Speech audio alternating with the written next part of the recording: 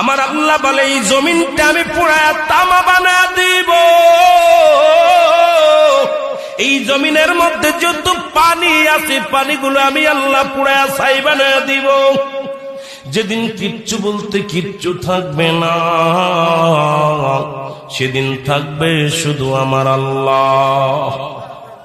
আজকে কার জন্য সুদ খাও, কার জন্য ঘুষ খাও, কার জন্য ব্যভিচার করো, কার জন্য অন্যায় করো রে মন, কার জন্য তোমরা এত বাহাদুরি করো।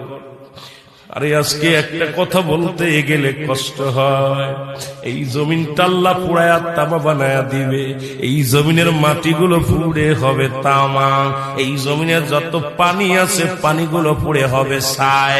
এই দুনিয়ার মধ্যে কিচ্ছু যেদিন থাকবে না, ওই তুরস্কের কত বাহাদুর, কত টাকাওয়ালা মিনিটের মধ্যে 30 সেকেন্ডের ভূমিকম্পে পথের ফকির হয়ে গেছে, রাস্তার ভিখারি হয়ে গেছে।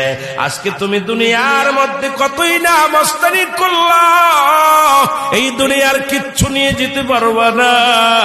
এ মুসলমান, 1 নাম্বার মানুষের মৃত্যু হলে 1 নাম্বার বিপদ হলো মানুষের মরণ, 2 নাম্বার বিপদ হলো কবর, 3 নাম্বার বিপদ হলো কিয়ামতের ময়দান।